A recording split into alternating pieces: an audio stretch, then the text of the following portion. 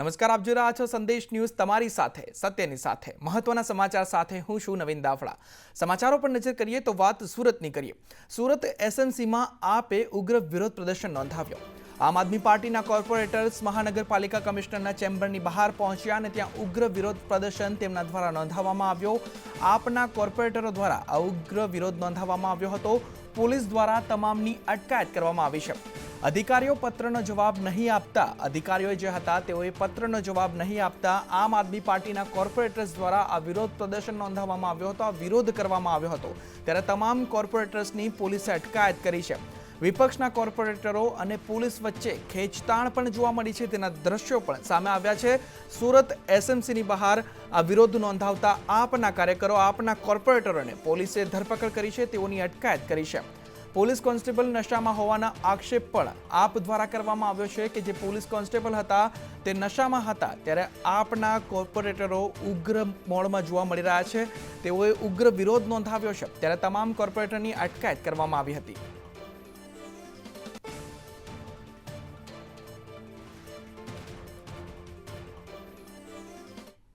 ત્યારે પડતર માંગણીઓને લઈ આરોગ્ય કર્મચારીઓ છેલ્લા ઘણા સમયથી હડતાળ પર છે। તેઓ વિરોધ નોંધાવી રહ્યા છે તેમની માંગણીઓને લઈ।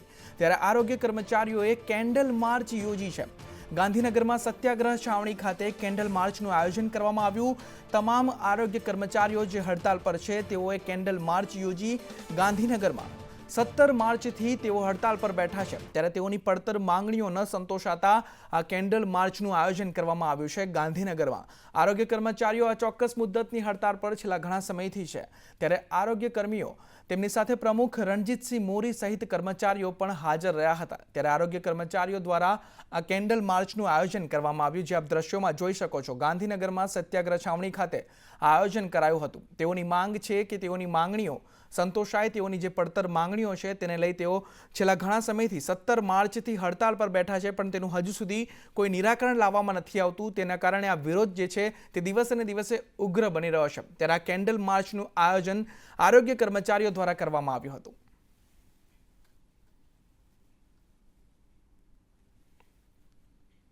તો આ તરફ આમોદમાં માટીકામ પર ખાણ ખનીજની ટીમે દરોડા પાડ્યા। ઔષધ ગામની સીમમાં માટી ખનન ચાલતું હતું ત્યાં ખાણ ખનીજ વિભાગ દ્વારા દરોડા પાડવામાં આવ્યા છે। અંદાજિત 3 કરોડથી વધુના વાહનો જપ્ત કરવામાં આવ્યા છે। 9 ડમ્પર 2 હિટાચી મશીન પણ જપ્ત કરાયા છે। ત્યારે વધુ માટી ખનન થતું હોવાની બાતમીને પગલે આ રેડ પાડવામાં આવી હતી અને તેમાં તમામ મુદ્દામાલ જપ્ત કરવામાં આવ્યો છે। ખાણ ખનીજની ટીમે જ્યાં રેડ પાડી છે તેમાં ભૂમાફિયાઓમાં ફફડાટ ફેલાયો છે। आज रोज आछोद गामे जंबूसर तालुका में एक तपास अर्थे आवेला एमां एक परमिट आपेली एमां पर खाणकाम करता वधारे खाणकाम जणायुं जेथी प्राथमिक तपास अर्थे अहींया 9 डम्परो खाली हालत में तथा खाणकाम विस्तार में 2 एक्सकेवेटर मशीन जणाई आवेल जेथी एने सीज करवामां आवेल अने 9 डम्परो अहींया पोलीस स्टेशन खाते आमोद पोलीस स्टेशन खाते मूकवामां आवेल छे अने आगळनी कार्यवाही चालूमां छे। तो आ तरफ खेड़ामां 1.47 करोड़નું શંકાસ્પદ અનાજ ઝડપાયું છે।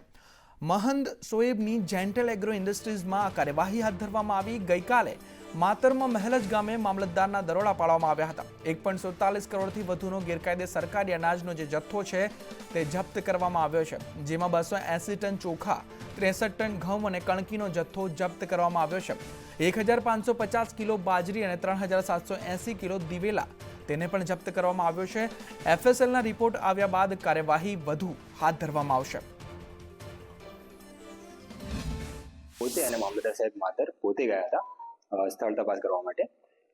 ત્યાં અનાજનો જથ્થો મળી આવ્યો હતો તો સૌપ્રથમ જે પેઢીના માલિક છે એમની પાસે સ્ટોક પત્રક અમે માંગ્યું હતું। સ્ટોક પત્રક એમની પાસે રજૂ નહોતું કરી શક્યા એટલે શંકાના આધારે આપણે સીઝ કર્યો છે। તો ચોખા 283 ટન હતા, ઘઉં 63 ટન હતા, બાજરી 1 ટન હતા અને અન્ય પણ જણસીઓ હતી।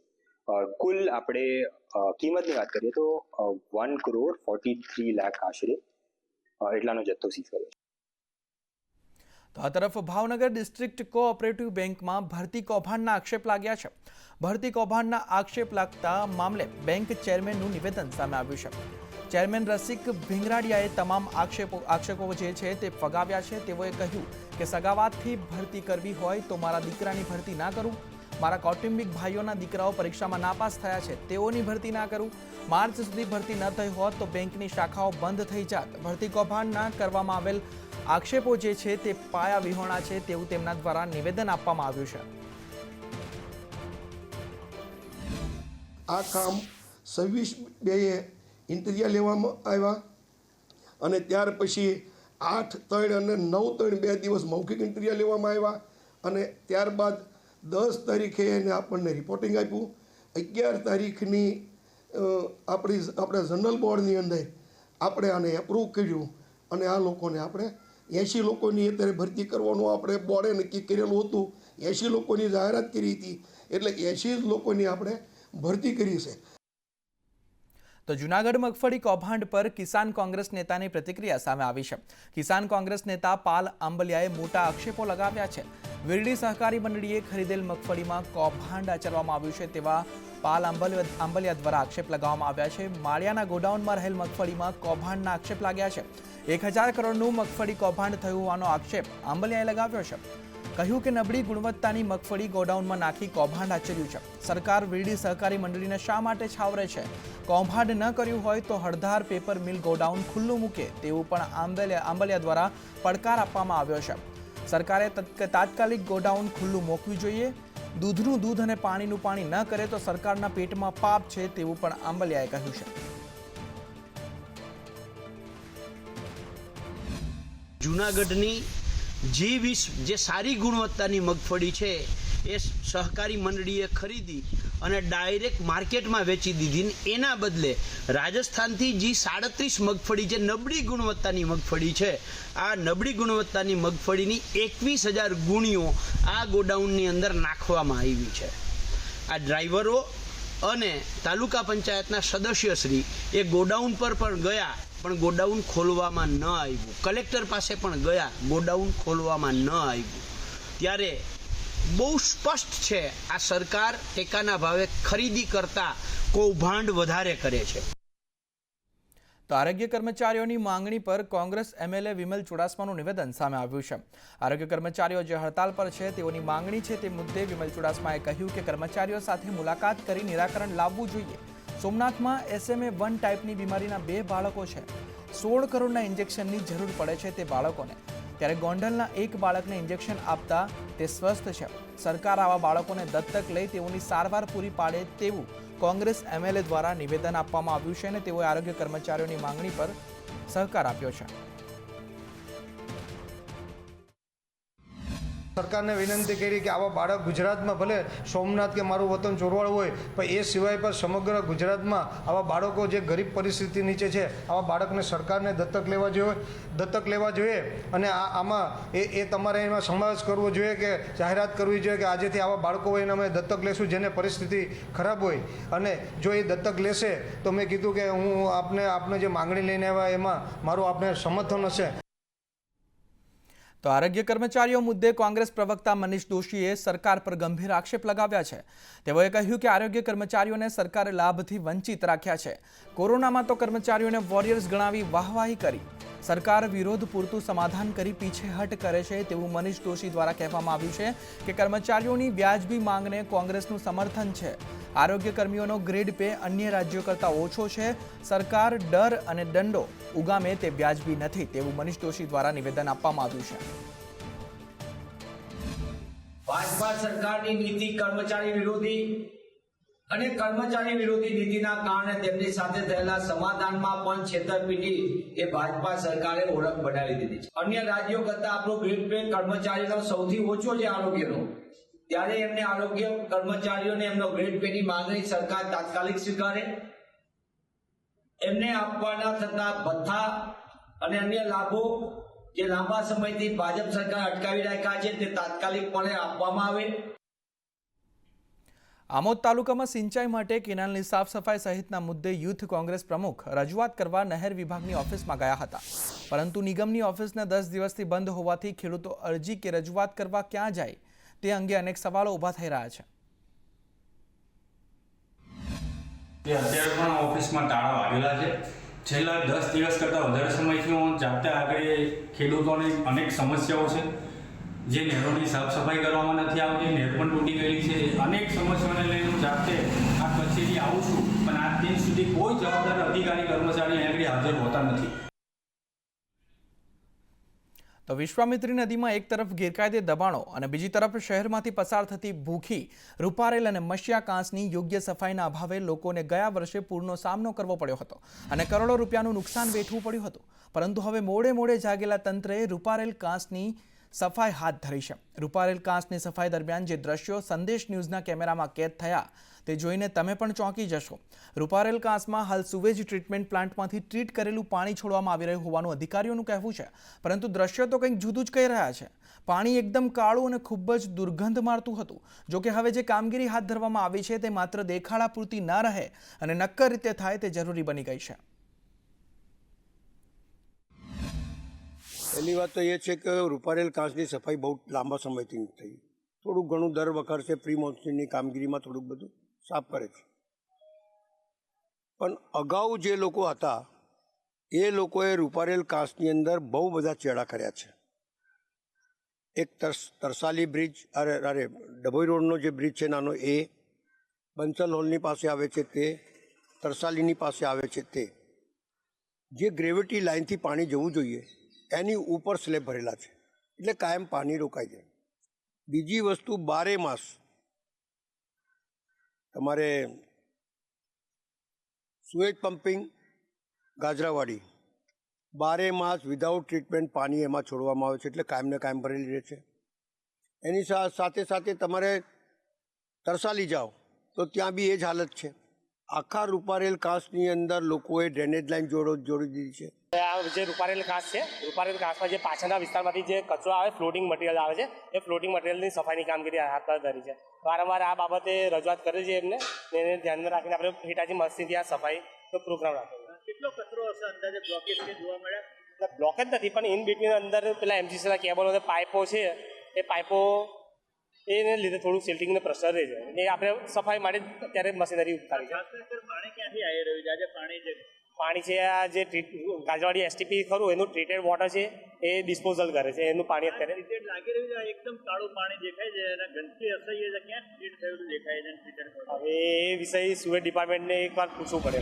વડોદરા સ્માર્ટ સિટીની અંદર મહત્વની સ્માર્ટ ગણાતી 3 કાંસો, ગાયકવાડી શાસન વખતની રૂપારેલ કાંસ, મસ્યા કાંસ અને ભૂખી કાંસ, આ 3 કાંસો ફૂલ જતી હતી, જેના પગલે વડોદરા શહેરમાં પૂરને પગલે તારાજી સર્જાયેલી.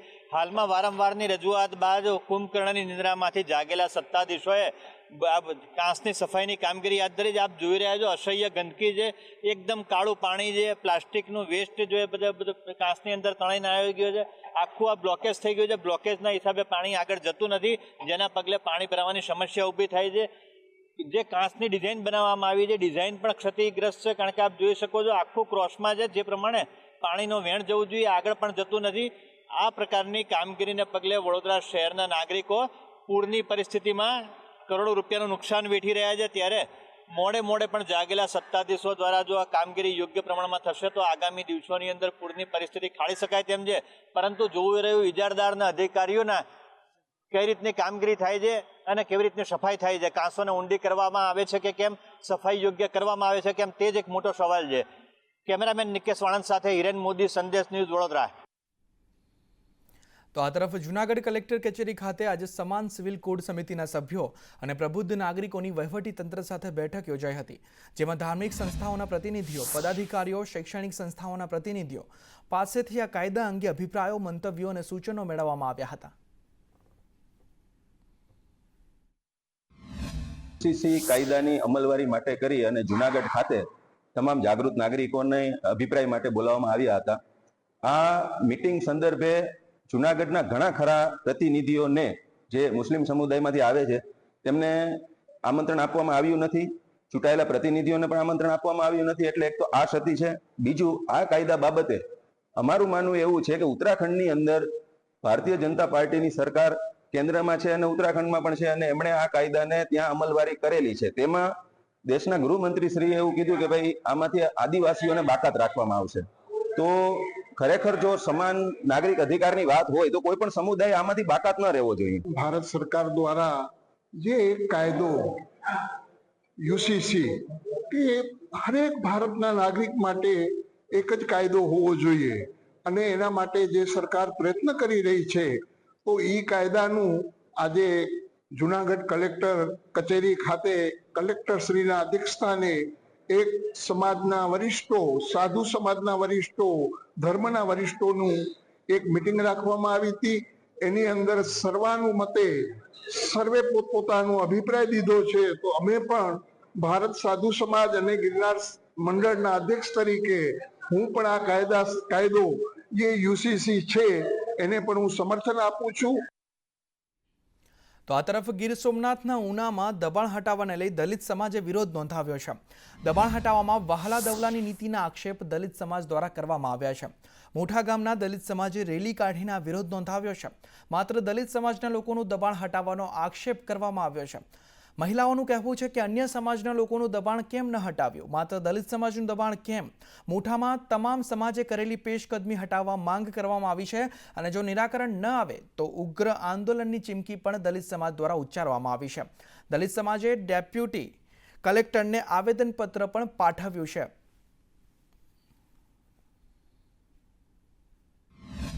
અને અમે અગાઉ પણ અહીંયા કલેક્ટર સાહેબને આવેદન આપી ગયા હતા કે મોઠામાં અંદાજિત 1600 થી 1700 વીઘા પેશકદમીની જમીન છે સરકાર સરીની. આમાં અમારો એક સમાજ સાહેબ નિશાન ન થવો જોઈએ. તમામ પેશકદમી ખુલ્લી થવી જોઈએ. તો અમે સ્વેચ્છાએ પેશકદમી ખુલ્લી કરી દેશું. અમે અગાઉ પણ એ આવેદન આપી ગયેલ છે. એ સર્વે કર્યું છે. એ સર્વેની અંદર જ્યાં ત્યાંના સરપંચોને રાખીને જે રાજદેશની કિનાખોરી રાખી અને અમારા એક જ સમાજને ટાર્ગેટ કર્યો છે. આજે હજારો વીઘા ગૌશરણ ઉના તાલુકાની અંદર છે. કેમ એને નથી કાઢવામાં આવતું? ને ફક્ત અમને દલિતોને જે ટાર્ગેટ કરે છે. ઉના તાલુકાના મોટા ગામના દલિત સમાજો ઉપર એક તરફી જે ડિમોલેશન કરવામાં આવ્યું છે અને અમારા દલિત સમાજના 35-40 વર્ષથી જે જમીનો ખેડતા હતા અને વાવતા હતા એનું તમામનું અનુસૂચિત જાતિ પૂરતી જ ડિમોલેશન કરી અને જે ફળાવ વૃક્ષો હતા એને કાપી નાખ્યા છે થડમૂળમાંથી. એટલે એક જાતિવાદ રાખી અને અમારા એક જ દલિત સમાજનું ડિમોલેશન કરવામાં આવ્યું છે. તો આ તરફ પેટલાદના સુંદરણા ગામે દબાણો દૂર કરવામાં આવ્યા. પંચાયતથી વણકરવાસ સુધી જે દબાણ હતા તેને દૂર કરવામાં આવ્યા છે. 10થી વધુ કાચા પાકા દબાણો દૂર કરાયા છે. રસ્તાની સાઈડમાં દબાણો ઊભા કરી દેવાયા હતા. જે તમામ દબાણો દૂર કરવામાં આવ્યા છે. સ્થાનિકોએ રજૂઆત કરતા ગેરકાયદે દબાણ જે હતા તેને દૂર કરાયા છે.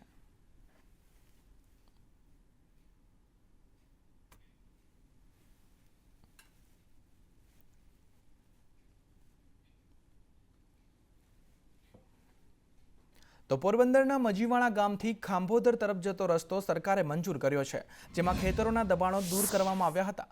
મજીવાણાથી ખાંભોદર જતા માર્ગ 3 થી 3.5 મીટર પહોળો હતો અને હવે આગામી દિવસોમાં 7 મીટર પહોળો સીસી રોડ બનાવવાની કામગીરી હાથ ધરાશે. મહત્વનું છે કે રોડની કામગીરીને લઈ પ્રાંત અધિકારી અને મામલતદાર દ્વારા 60 જેટલા ખેતરના માલિકોને સ્વૈચ્છિક રીતે દબાણ દૂર કરવા નોટિસ આપવામાં આવી હતી. ખેડૂતોએ દબાણ હટાવવાની કામગીરીમાં ગેરરીતિ થઈ હોવાનો આક્ષેપ કર્યો હતો. આપણે મજીવાણાથી ખાંભોદર વાળો રસ્તો છે, ડોન્ટા રસ્તો, એ સરકારશ્રીમાંથી મંજૂર થયેલો હતો. તેમનો વર્ક ઓર્ડર આપણે પહેલા મંથમાં આપેલો હતો. જે ખેડૂતોના દબાણ હતા રસ્તા પરના, એમને આપણે મહિના દિવસ અગાઉ પ્રાંત સાહેબે અને મામલતદાર સાહેબે નોટિસ આપેલી હતી દબાણ હટાવવા માટે. આજ રોજ 25 તારીખ પહેલાં એ લોકોને કીધું હતું કે આપણે જગ્યા ખુલ્લી કરી દેવી, નકર તંત્ર દ્વારા દબાણ હટાવવાની કામગીરી કરવામાં આવશે. નવી માપણી પ્રમાણે કામ લીધું ને એમાં અમે અસંતુષ્ટ છે. બાકી માર્ગ થાય એમાં તો અમે હાથ રાજી છીએ કે કામગીરી સરસ કરે, પણ નવી માપણી મુજબ એને કામગીરી ગલત છે. તો આ તરફ મહેસાણાના સતલાસણામાં ટીંબા નજીક ખેડૂતો ધરણા પર બેઠા. તારંગા રેલવે સ્ટેશન નજીક ઉપવાસ પર ખેડૂતો બેઠા છે. રેલવે પ્રોજેક્ટમાં વળતર ન મળતા ખેડૂતોએ આંદોલન કર્યું છે. ખેડૂતો ધરણા પર બેઠા. તેઓની માંગ છે કે રેલવે પ્રોજેક્ટમાં વળતર મળે અને ખેડૂતોએ સમગ્ર મુદ્દે મામલતદારને લેખિતમાં રજૂઆત પણ કરી છે અને ખેડૂતોની યોગ્ય વળતર આપવા મામલતદાર સમક્ષ માંગ છે. Taranga hill Ambaji Abu road railway લાઇનની અંદર ટીંબા મુકામે અમે ખેડૂતો બધા અહીંયા ભેગા થયા છીએ.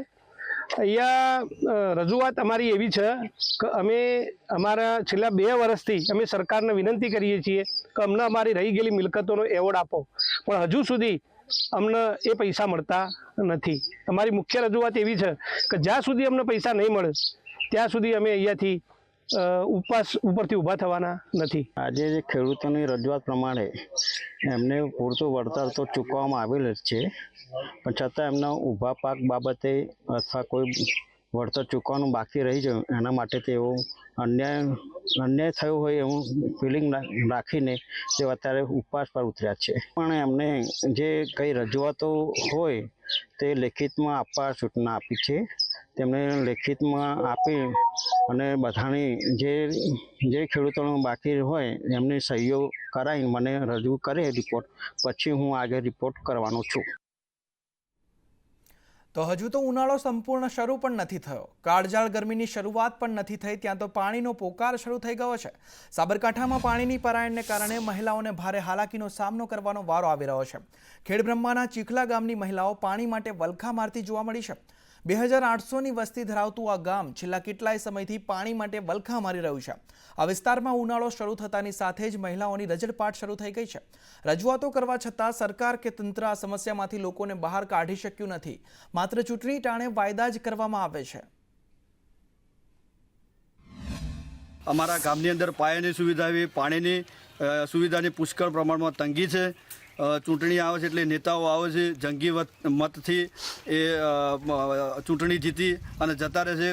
અમારી ગામની કેટલીય રજૂઆતો છતાં કોઈ નેતાઓ સાંભળતા નથી.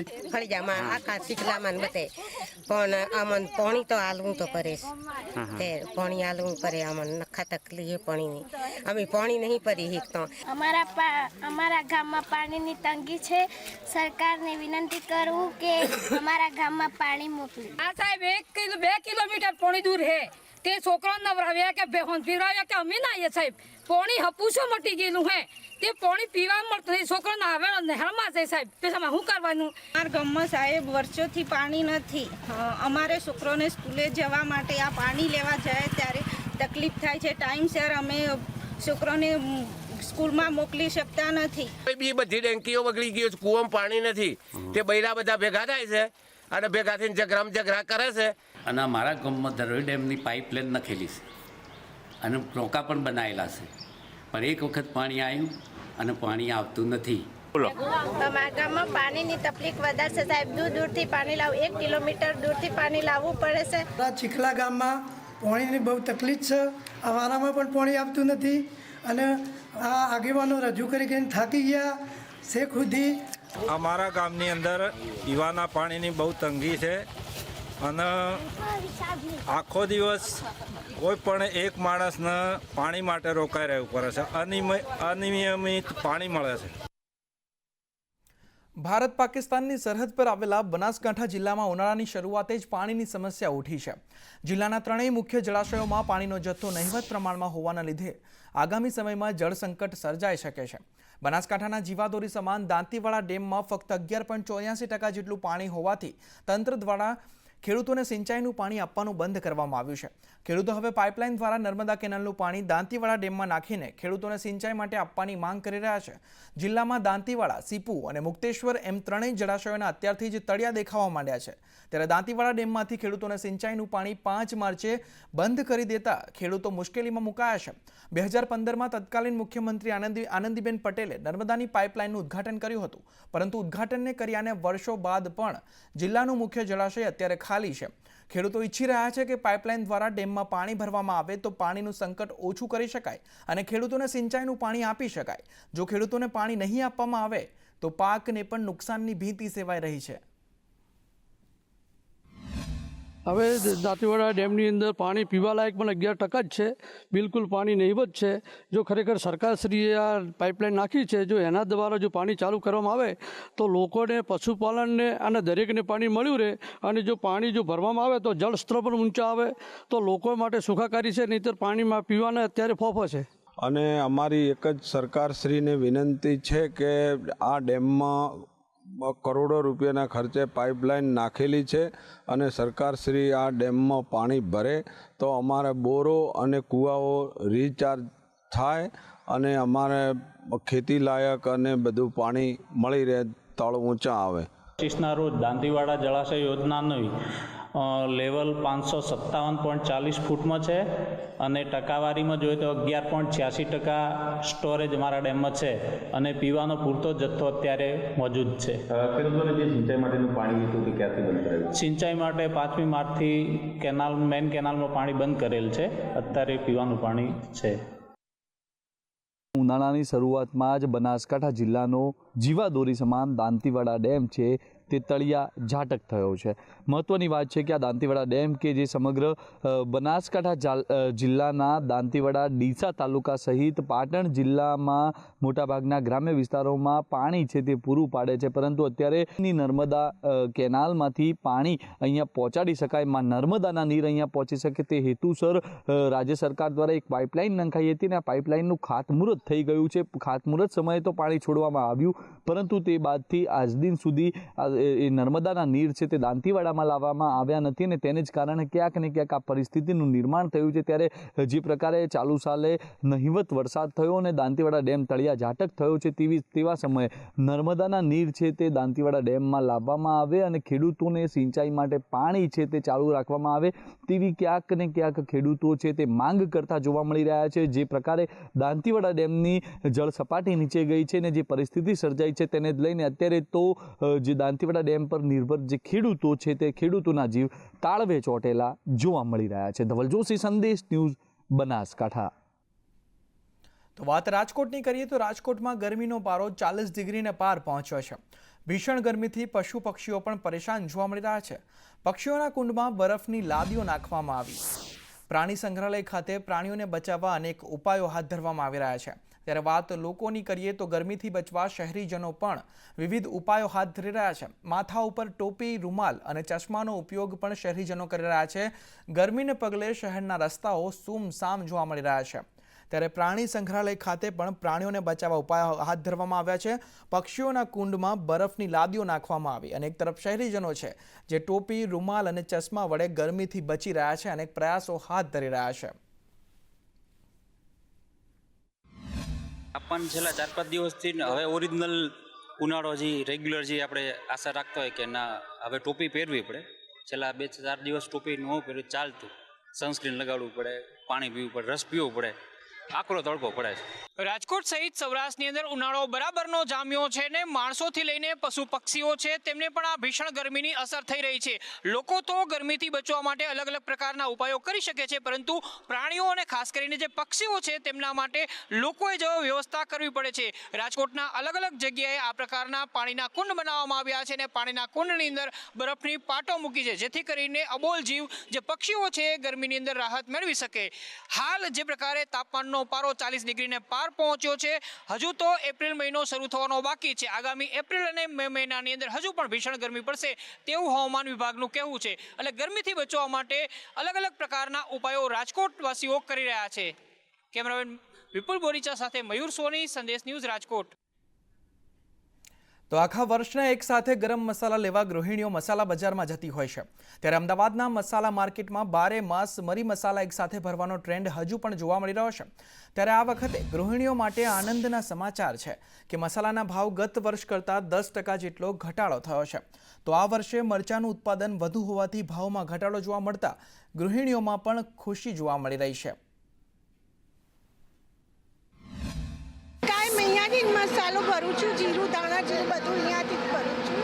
નજરની સામે દળી આપે છે, બધું ચોખ્ખું શુદ્ધ હોય છે. तो कम से कम 60 किलो जितनी तो मिर्ची और 50 किलो जितना मैंने धनिया लिया है और 10 किलो जितना हल्दी और जीरा, सूंफ और सब हमें एक ही स्थान पर मिल जाता है. રિઝનેબલ ભાવ છે અને સ્ટાફ પણ સારો છે, ક્વોલિટી વાઇઝ બધું પરફેક્ટ છે. ગરાગી દર વર્ષ કરતાં સારી છે. આ વખતે ભાવ એકંદરે 10-15% ઘટાડો છે અને કોઈ વાતાવરણના બદલો કોઈ વરસાદ કે માવઠું થયું નથી, એના કારણે વાવેતર બી સારું છે, પાક બી સારો છે. ગરમીની શરૂઆત થતાની સાથે જ સમગ્ર વર્ષ માટે જે મરી મસાલા ભરવાની સિઝન હોય છે તેની પણ શરૂઆત થઈ ચૂકી છે. મરચું, હળદર, ધાણા જીરું સહિત તમામ મરી મસાલાઓ છે કે જે રોજે રોજની રસોઈમાં જેનો ઉપયોગ થાય છે તેને આખા વર્ષ દરમિયાન ગૃહિણીઓ છે તે ભરી દે છે અને આખા વર્ષ તેનો ઉપયોગ છે તે રસોઈમાં કરતા હોય છે, ત્યારે લોકો પોતાની નજર સામે જ અત્યારે હાલ મરચું હોય, હળદર હોય, ધાણા જીરું હોય તે તમામ વસ્તુ દરાવીને અને ત્યારબાદ તેઓ ખરીદી કરતા જોવા મળી રહ્યા છે। આ વર્ષે ખૂબ સારી બાબત એ છે કે ભાવ વધારો નથી થયો, જેને લઈને ગૃહિણીઓ છે તેમાં પણ એક પ્રકારની ખુશી છે। કેમેરા પર્સન મનીષ વાણિયા સાથે આયુષ યાજ્ઞિક, સંદેશ ન્યૂઝ, અમદાવાદ। તો અમરેલી જિલ્લામાં ખેડૂતો પરંપરાગત ખેતીના વાવેતર પછી બાગાયતી ખેતી કરી રહ્યા છે, ત્યારે ધારી ગ્રામીણ વિસ્તારમાં ખેડૂતો ઓછા રોકાણમાં તરબૂચની ખેતી કરીને 18 લાખનું ઉત્પાદન મેળવી રહ્યા છે, ત્યારે કાગદડી ગામના ખેડૂત સંજય ગજરાની ખેતી ક્ષેત્રે પ્રગતિ જોવા મળી રહી છે, જેમાં તેમને 30 વીઘામાં તરબૂચનું વાવેતર કરીને 18 લાખનું ઉત્પાદન મેળવ્યું છે અને તેમને બાગાયત વિભાગ દ્વારા તરબૂચની ખેતીમાં સરકાર તરફથી પ્રોત્સાહન પણ મળી રહ્યા છે।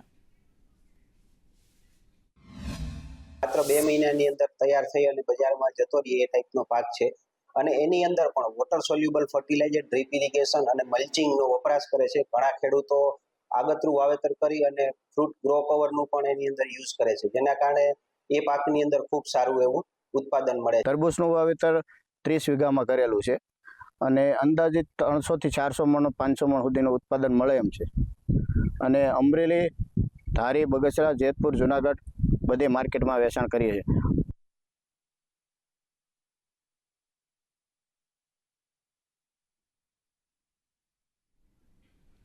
તો કરમસદના એક ખેડૂતે છેલ્લા 2 વર્ષથી રોકડિયા પાક તરીકે શક્કરટેટીની ખેતી કરીને સિઝનમાં 2.5 ટન શક્કરટેટીનું ઉત્પાદન મેળવી 10 થી 12 લાખ રૂપિયાની આવક મેળવી ખેડૂતો માટે ઉત્તમ ઉદાહરણ પૂરું પાડ્યું છે।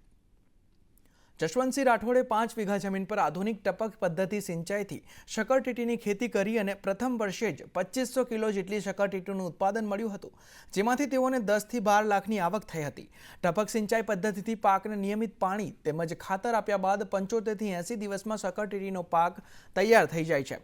ખેડૂત જશવંતસિંહનું કહેવું છે કે ટપક સિંચાઈ પદ્ધતિથી પાણી આપવાના કારણે શક્કરટેટીના વેલાને માફસરનું પાણી મળે છે, જેથી વેલા કોહવાતા નથી તેમજ બિનજરૂરી નિંદામણ નહીં થવાના કારણે વેલાનો સારો વિકાસ થાય છે અને જેનાથી સારું ઉત્પાદન પણ મળી રહે છે। ખેતી કરવાનો વિચાર એવો કે નોન્યુમાં એક મિત્ર આપણા છે કિશનસિંહ કરીને, એમની મુલાકાત થઈ એટલે એમને એવું કીધું કે ભાઈ આવી રીતે ટેટીની ખેતી કરશો તો તમને ફાયદાકારક થશે। સારું એવું રહ્યું। શોર્ટ ટાઈમની ખેતી છે, 70 થી 80 દિવસમાં પૂરું થઈ જાય છે, એટલે બીજા પાક કરતાં ઘણું સારું છે। તો આણંદ જિલ્લાના સોજિત્રા પંથકમાં મરચાના ભાવ તળિયે બેસી જતા ખેડૂતોની હાલત કફોડી થઈ છે। સ્થિતિ એવી છે કે પોષણક્ષમ ભાવો નહીં મળતા મરચાના પાક પાછળ કરેલો ખર્ચ પણ વસૂલ થતો નથી, જેને લઈ ખેડૂતો પર ચિંતાના વાદળો ઘેરાયા છે। મોંઘા ભાવના બિયારણ, ખેડ, ખાતર, પિયત અને મજૂરી પર ખર્ચ કરી સારી આવકની આશાએ ખેડૂતો ખેતી કરે છે, પરંતુ પાક યાર્ડ સુધી પહોંચતા પાકના ભાવ તળિયે બેસી જાય છે। આવક બમણી થવાની વાત તો દૂર રહી, પણ ખેડૂતોએ કરેલ ખર્ચ પણ નથી નીકળતો, ત્યારે ખેડૂતોને ખેતી કરીને પસ્તાવાનો વારો આવી રહ્યો છે। મરચા હાલમાં 12 થી 15 રૂપિયા કિલોના ભાવે વેચાઈ રહ્યા છે। મરચાના ભાવમાં સતત ઘટાડો જોવા મળી રહ્યો છે। મરચાના પ્રતિ મણ 220 થી 260 સુધીના ભાવોમાં દૈનિક 20 થી 30 રૂપિયાનો ઘટાડો જોવા મળી રહ્યો છે। મરચાની ખેતીમાં વીઘા દીઠ 25 થી 30 હજારનો ખર્ચ આવતો હોય છે, ત્યારે ભાવ ગગડવાના કારણે ખેડૂતોને મરચાના પાક પાછળ કરેલો ખર્ચ પણ વસૂલ નથી થતો। હું 8 વર્ષથી મરચીની ખેતી કરું છું। મેં આ વર્ષે પણ મરચીની ખેતી કરેલ છે। મને મરચીના વીઘે 25 થી 30 હજાર રૂપિયા ખર્ચો છે। આજના ભાવ પ્રમાણે મરચીના 15 થી 100 રૂપિયા ભાવ છે। એ ભાવમાં મને મળતું નથી, મજૂરી પણ નીકળતી નથી, એ પોસાતું નથી મને। મરચીના ભાવમાં તો બહુ ઘટાડો થઈ ગયો છે, મજૂરીમાં પોસાતું નથી। ખેડૂત મરચીના ખર્ચમાં 30-35 હજારનો ખર્ચ આવે છે, માર્કેટમાં લઈને જઈએ છે પણ એના જે પૈસા આવે છે મજૂરી પણ નીકળતી નથી। સરકારને મારી એટલી જ અપેક્ષા છે કે અમને પાકમાં ભાવ આલે છે એવો મરચીનો ભાવ પણ આલે। ભાવ ખેડૂતોને નુકસાન બહુ થઈ જાય છે, મરચીનો ભાવ મળતો નહીં મરચાંનો। અમે 5 વીઘા ખેતી કરી છે મરચાંની, પણ એમાં મને બહુ નુકસાન થઈ ગયું છે। કઈ રીતે જીવવું ને કઈ રીતે ગુજરાન ચલાવવું એ જરા મુશ્કેલી છે। આ તો બિયારણના મરચાંનો ભાવ 12 થી 13 રૂપિયા મળે છે। તો મહેસાણાના જોટાણા માર્કેટ યાર્ડ દયનીય હાલતમાં છે। જોટાણા યાર્ડ પાસે પગાર કરવાના પણ પૈસા નથી. જોટાણા માર્કેટ યાર્ડમાં આવક કરતાં જાવક વધુ છે. જોટાણા યાર્ડને વર્ષે રૂપિયા 8 થી 9 લાખની આવક થાય છે, ત્યારે એક વર્ષમાં રૂપિયા 17 થી 18 લાખ થઈ રહ્યો છે ખર્ચ. 8 થી 9 લાખની આવક સામે 17 થી 18 લાખ ખર્ચ થઈ રહ્યો છે, ત્યારે ખેડૂતો એરંડા અને મરચાનો પાક વેચવા આવતા હતા. આજુબાજુની મિલો દ્વારા એરંડાની ડાયરેક્ટ ખરીદી કરાતી જોટાણા માર્કેટ યાર્ડની આવકમાં ઘટાડો જોવા મળી રહ્યો છે. ત્યારે જોટાણા માર્કેટ યાર્ડને તાળા મારવા પડે તેવી સ્થિતિ સર્જાઈ છે અને ડ્રાઈવરને મહિને રૂપિયા 60,000 પગાર ચૂકવવામાં આવે છે. ત્યારે જોટાણા યાર્ડ હાલ દયનીય હાલતમાં જોવા મળી રહ્યું છે. મારી માર્કેટની આવક પહેલાં હતી, પણ હવે આ બધું આજુબાજુમાં જે ખેડૂતો એરંડાની આવક અમારે વધારે હતી, તો મોટપ ચોકડી અહીંયા એક મિલ બની એરંડાની, પછી અહીંયા નંદાસણમાં એક મિલ બની છે, અહીંયા નુગર આદુંદ્રા પણ એક ગોડાઉન બન્યું હોય. તો જે ખેડૂતો હોય ને બધા 5 રૂપિયા ભાવ વધારે લેવા માટે થઈને સીધા અહીંયા જાય, એટલે માર્કેટની અંદર કોઈ ખેડૂતો આવતા નહીં, એટલે અમારી આવક ઘટી જાય. જો સરકાર આના માટે કંઈક કરે અને અમને વિચારે ને તો અમારું માર્કેટ બંધ કરવાનો વારો આવશે. વાત નવસારીની કરીએ તો નવસારીમાં પણ ગાંજાની ખેતી કરનાર શખ્સ ઝડપાયો છે. નવસારી મહારાષ્ટ્ર બોર્ડર પર ડ્રોન દ્વારા રેડ કરવામાં આવી હતી.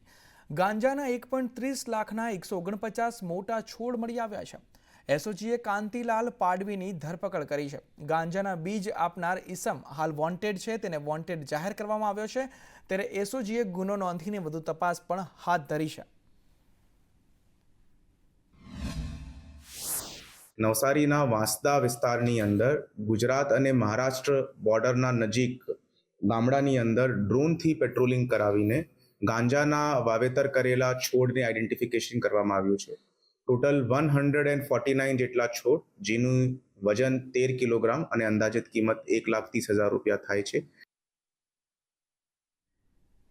તો અમદાવાદના ઈસનપુરમાં ચોરીનો ભેદ ઉકેલાયો છે. પોલીસે ચોરી કરનાર મનોજ વૈષ્ણવની ધરપકડ કરી છે. જલારામ કુટીર અને હનુમાન દાદાની ટેકરી મંદિરમાં જે ચોરી થઈ હતી તેનો આરોપી ઝડપાઈ ગયો છે. મંદિરની જાળી ખોલી અંદર પ્રવેશ કરી ચોરી કરવામાં આવી હતી. પોલીસે ઝડપાયેલા ચોર પાસેથી મુદ્દામાલ પણ જપ્ત કર્યો છે અને હવે વધુ કાર્યવાહી પોલીસ દ્વારા હાથ ધરવામાં આવી છે.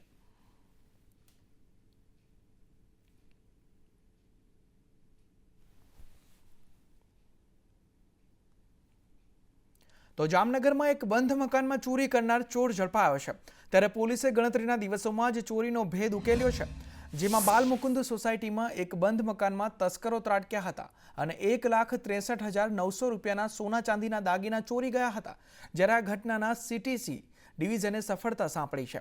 પોલીસે 4.29 લાખના સોના ચાંદીના દાગીના તેમજ એક રિક્ષા સહિત કુલ 5,29,100 રૂપિયાનો મુદ્દામાલ જપ્ત કર્યો છે અને વધુ કાર્યવાહી પોલીસ દ્વારા હાથ ધરવામાં આવી છે.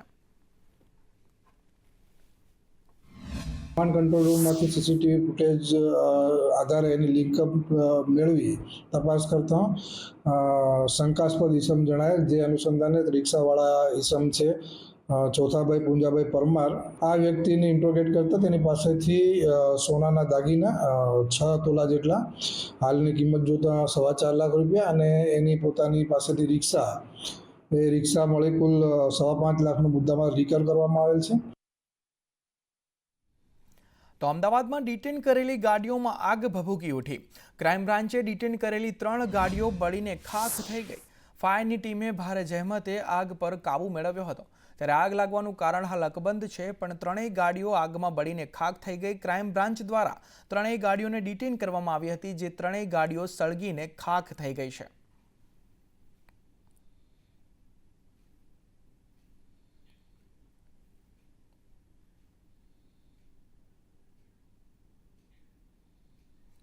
તો 90ના દાયકાની બોલિવૂડની જાણીતી અભિનેત્રી શિલ્પા શિરોડકર સહ કલાકાર રવિ પાઠક સાથે અંબાજી મંદિરમાં દર્શન કરવા આવ્યા હતા. મંદિર વહીવટીતંત્ર દ્વારા તેમનું સ્વાગત કરવામાં આવ્યું હતું. અભિનેત્રીએ અંબાજી મંદિર પરિસરમાં આવેલા સિદ્ધિવિનાયક મંદિર, માતાજીની ગાદી અને ભૈરોજી મંદિરના દર્શન કરીને ધન્યતા અનુભવી હતી. વિશ્વના સૌથી મોટા શ્રી યંત્રના પણ દર્શન કર્યા. અંબિકેશ્વર મહાદેવ મંદિરમાં જળાભિષેક કરી શિવ પૂજા પણ કરી હતી. તેઓ હાલમાં રાજસ્થાનમાં તેમની નવી ફિલ્મ જટાધારાનું શૂટિંગ કરી રહ્યા છે. तो यहाँ पे अम्बे माँ जी का मंदिर है जो 51 शक्तिपीठों में भारत के जो सर्वश्रेष्ठ शक्तिपीठ बोला जाता है। तो हमें सौभाग्य मिला शिल्पा जी के साथ आने का और हमने मंदिर में दर्शन किए और बहुत ही अद्भुत जो हमने सोचा था उससे बहुत ज़्यादा जो अनुभव मिला है और बहुत ही अच्छे यहाँ के वाइब्रेशंस हैं, बहुत कमाल सब कुछ। તો વડનગર નગરપાલિકાના સ્ટેન્ડિંગ કમિટી ચેરમેનનું નિધન થયું છે। સ્ટેન્ડિંગ કમિટી ચેરમેન ઉત્તમ પટેલનું હાર્ટ એટેકથી નિધન થયું છે। ઉત્તમ પટેલ વોર્ડ નંબર 2માંથી ચૂંટાયા હતા। સ્ટેન્ડિંગ કમિટી ચેરમેનના નિધનથી શોકનો માહોલ જોવા મળી રહ્યો છે। વડનગર જીમર્સ હોસ્પિટલમાં સારવાર દરમિયાન તેમનું નિધન થયું છે। પ્રથમવાર ભાજપના મેન્ડેટ પર ચૂંટણી લડી તેઓ જીત્યા હતા। સર્વાનુમતે સ્ટેન્ડિંગ કમિટીના ચેરમેન તેમને બનાવાયા હતા, ત્યારે હાલ તેમના નિધનથી શોકનો માહોલ જોવા મળી રહ્યો છે।